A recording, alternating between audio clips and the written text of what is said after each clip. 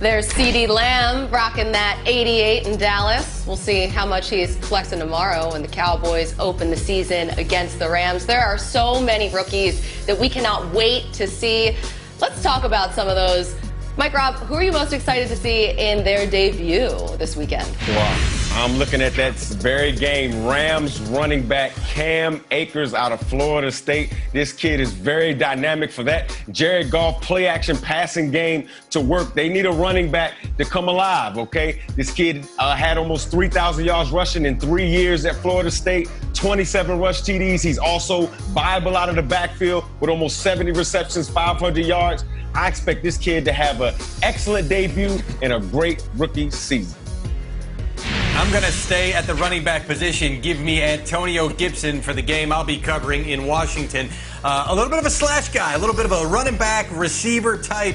So he's going to get acclimated to playing running back at the NFL level. But I hear D'Angelo, they already like what they see from him as far as his ability to run between the tackles. So while I expect a committee approach in the backfield for Washington, this is the one guy that I think could elevate this season if he adapts quickly to the NFL. Yeah, and I can't wait to see this kid right here, Justin Jefferson. You talk about a guy who needs to come up big for Minnesota. He's replacing Stephon Diggs, and everything we've seen from him at LSU on the college level and in camp shows us that he is ready for the challenge. Justin Jefferson, let's get it, man. All right, I'm pumped about him too, but I'm going straight to the top of the draft. Joe Burrow going up against the Chargers.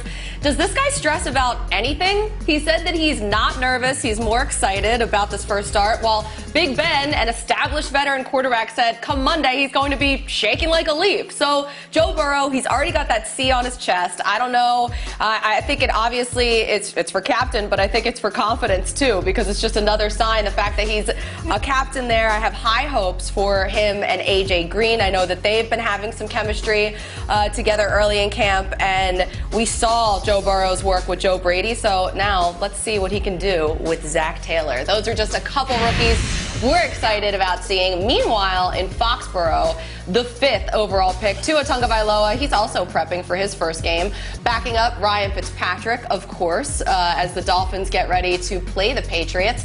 So that's where we find Mike Giardi. He has been camped out at Gillette all training camp long. I mean, Mike, do you live at Gillette?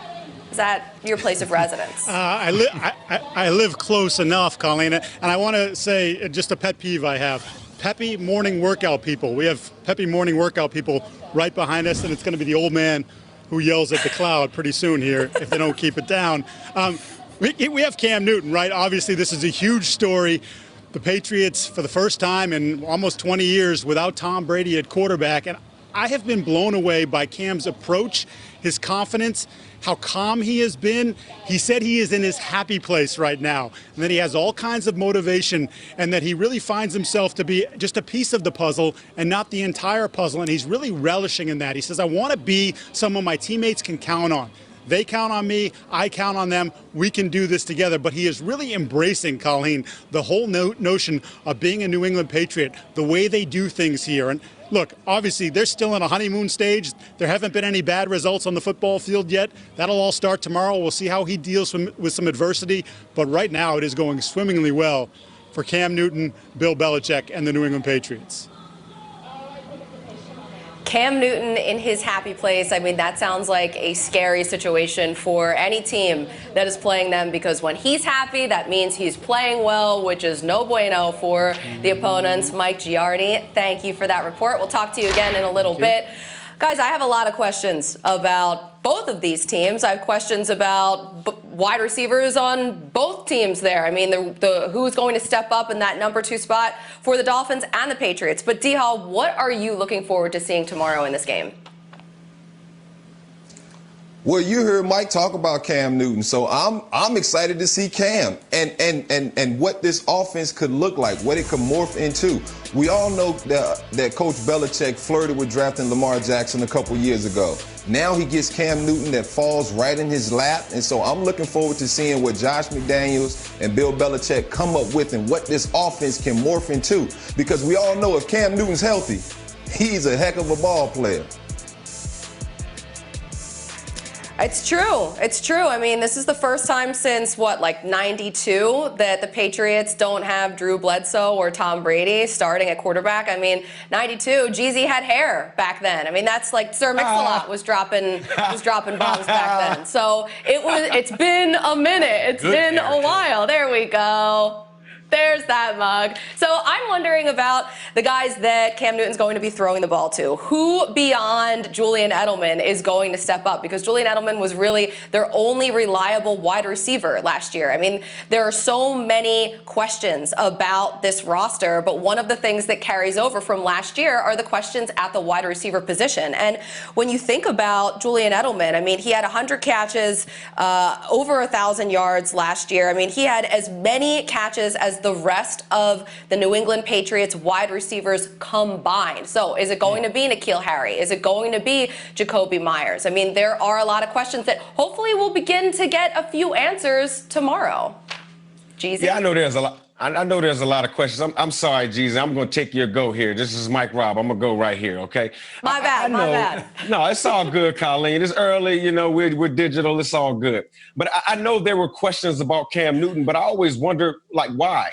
This guy's a franchise quarterback, first-round pick. He's won everywhere he's been, okay? Now people are surprised that he's getting into the New England Patriots way. That's what franchise quarterbacks do. And to your point, Colleen, about the wide receivers, I think Julian Edelman, N'Keal Harry, all of those guys will get more one-on-one opportunities because the entire defense will be focused on Cam Newton and his running ability. The only thing I'm concerned with really is the role of the running backs. I do think Sony Michel, he had about 15 carries last year. That should be up to closer to 20 this year with Cam Newton at the running back position. But James White, he was that third down back guy, a guy that Tom Brady would just lean on to win matchups. Cam Newton is not that type of a quarterback. So I think this offense is going to run strictly through Cam Newton's running ability to create one-on-one matchups on the outside.